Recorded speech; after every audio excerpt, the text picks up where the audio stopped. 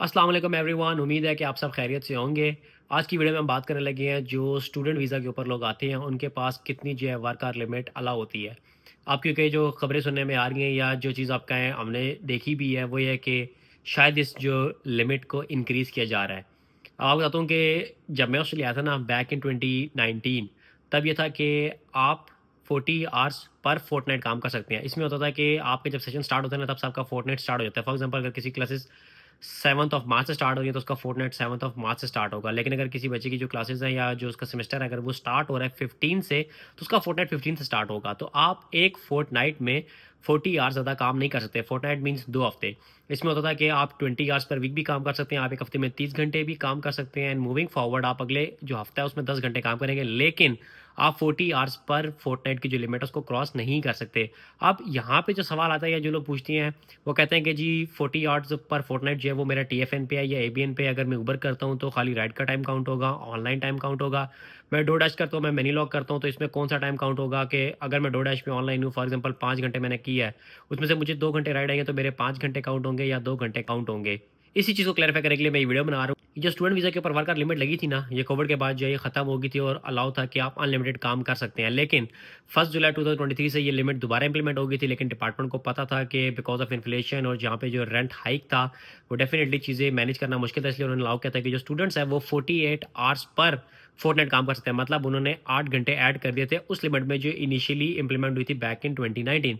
उन्होंने कहा कि आप 24 घंटे पर वीक के हिसाब से 48 आवर्स पर फोर्टनाइट काम कर सकते हैं। लेकिन मूविंग फॉरवर्ड अब रिसेंटली जो आप कहें न्यूज़ सुनने में आ रही है, जो चीज़ आप कहें जो प्रपोज़ की गई है, वो ये प्रपोज़ की गई है कि इसको 48 आवर्स को बढ़ा के 60 आवर्स कर दिया जाए। लेकिन अभी इस तरह की कोई चीज़ इम्प्लीमेंट नहीं हुई बिकॉज़ स्पेकुलेशन जो है वो मार्केट में है। लोग इस तरह की बातें कर रहे हैं कि आप 60 आवर्स काम कर सकते हैं। ये 1 जुलाई 2025 से इम्प्लीमेंट हो चुका है, ऐसी कोई खबर नहीं है।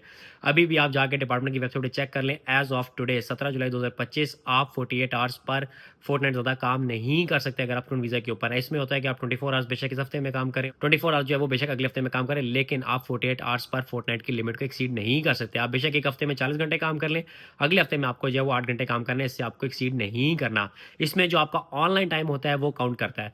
अगर आप उबर पे ऑनलाइन हुए हैं और आप फॉर एग्जांपल 10 घंटे ऑनलाइन, तो उसमें आपको 6 घंटे राइड चाहिए, तो आपका जो टाइम काउंट होगा वो 10 घंटे का टाइम काउंट होता है। इस तरह मेनी लोग जो लोग करते हैं उनको पता है कि वहाँ पे शिफ्ट होती है, 2 घंटे की शिफ्ट होगी, 3 घंटे की, 4 घंटे की शिफ्ट होगी, डिफरेंट स्केड्यूल अपना सेट करते हैं। तो जो आपने स्केड्यूल सेट किया होता है और जिस टाइम आप ऑनलाइन होते हैं बेसिकली वो सारे का सारा टाइम काउंट होता है, रिगार्डलेस उस टाइम में आपको एक राइड आए या एक भी राइड ना आए। बिकॉज़ वो सारे लोग जो ये काम करते हैं, जो मेन्यू लॉक करते हैं, डोरडैश करते हैं, उबर करते हैं, डीडी वगैरह करते हैं, उनको पता होगा कि जब भी आप अपनी इनकम समरी में जाते हैं ना, तो वहाँ पे आपका एक ऑनलाइन टाइम आ रहा होता है, लिखा होता है कि आप किस हफ्ते में कितने घंटे आपने काम किया है। तो बेसिकली जो आ रहा था ना आपने कितने घंटे काम किया है, वो आपका टाइम काउंट हो रहा होता है। अब जो लोग एबीएन प्लस टीएफएन पे काम कर रहे हैं, तो उनके लिए ये है कि आपकी जो 48 आवर्स की लिमिट है, वो दोनों को मिला के लगती है। ऐसा नहीं है कि आप एबीएन पे जो 48 आवर्स कर लो, टीएफएन 48 आवर्स कर लें। आपको मिला के जो है वो 48 आवर्स अलाउड है, रिगार्डलेस आप 48 के 48 टीएफएन पे करते हैं या 48 के 48 जो है वो एबीएन पे करते हैं, या फिर आप 20 और 28 आवर्स करके टीएफएन और एबीएन मिला के कर सकते हैं। लेकिन किसी भी सूरत आप जो है वो 48 आवर्स की जो लिमिट है उसको क्रॉस नहीं कर सकते।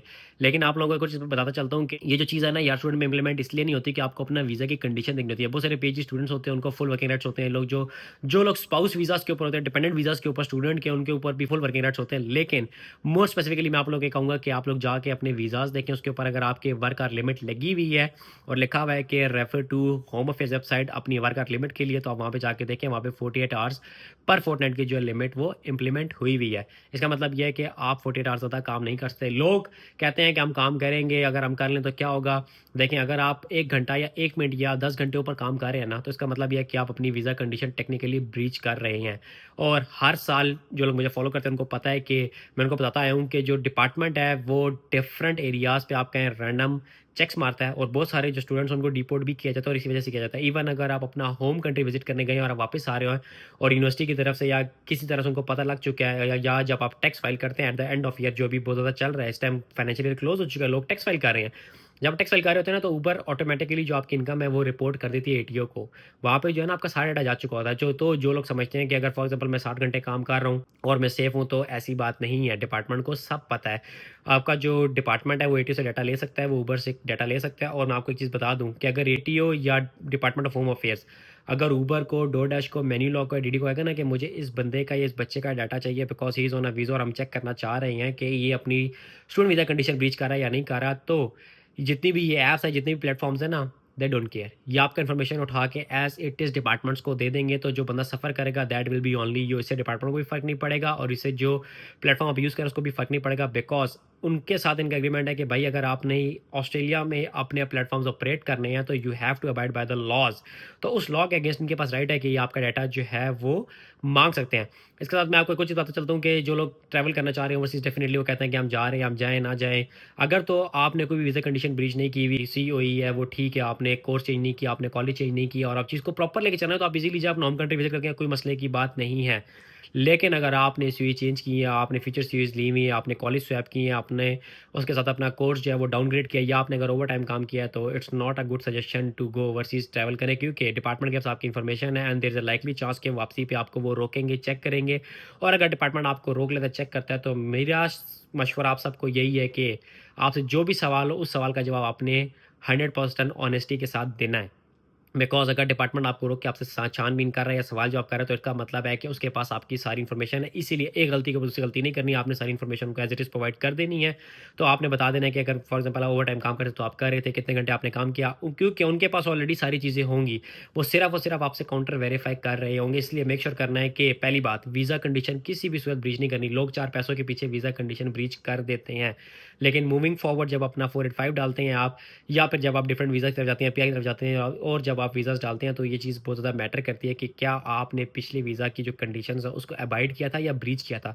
अगर ब्रीच किया तो डेफिनिटली इनके लिए जो है वो रेड साइन होता है कि यार ये बंदा देखो अपने पहले वीज़े की ही वीज़ा कंडीशन ब्रीच कर चुका है, तो मूविंग फॉरवर्ड इस तरह की जो है चीज़ें करेगा। इसीलिए मेरी रिकमेंडेशन या मेरा मशवरा हर उस बंदे को होता है कि 4 पैसे कम बना लो as far as you are on student visa. कोशिश करो कि आप वीज़ा कंडीशंस को फ़ॉलो करो। इसके साथ एक और चीज़ बताना है जो बहुत ज़रूरी है, वो ये है कि अगर आपका कोर्स इन इफ़ेक्ट नहीं है, तो आप जो है अनलिमिटेड काम कर सकते हैं। फॉर एग्ज़ाम्पल अगर जिस तरह की ब्रेक आती है वो 1 हफ़्ता ऑफ होता है, तो उस हफ़्ते में आप अनलिमिटेड काम कर सकते हैं। एंड मूविंग फॉरवर्ड, अगर आपका कोर्स ख़त्म हुआ है, तो कोर्स ख़त्म होने के बाद जो आपकी सेमेस्टर ब्रेक होती है या आपकी विंटर ब्रेक है या समर ब्रेक है, तो आप उसमें फुल टाइम काम कर सकते हैं। इसीलिए जो आप कहें दिसंबर के महीने में ब्रेक आते हैं, लाइक जो सेशन है, वो जनरली नवंबर में ख़त्म हो जाते हैं और जो अगला सेशन स्टार्ट होता है वो फरवरी एंड या मार्च के स्टार्ट में जो है वो स्टार्ट होता है। तो आपके पास 3-4 महीने होते हैं, तो इसमें आपके पास फुल वर्किंग राइट्स होते हैं रिगार्डलेस आपका वीज़ा कौन-सा है, क्योंकि ड्यूरिंग द ब्रेक्स और ड्यूरिंग द हॉलीडेज़ जो आपके वर्किंग राइट्स होते हैं वो फुल होते हैं। आई होप इस वीडियो के बाद ये क्लैरिटी आप लोगों को मिल चुकी होगी कि if you are on student visa, first thing आपको जाके चेक करना है कि आपके ऊपर वीज़ा की कौन-सी कंडीशंस इंप्लीमेंट होती हैं। If work hour limits are there, तो मेक श्योर करना है कि you are not breaching those visa condition, because moving forward ये आपके लिए खतरनाक साबित हो सकता है। ये थी मेरी आज की वीडियो। मिलते हैं अगली वीडियो में। अपना ख्याल रखिएगा। अल्लाह हाफ़िज़।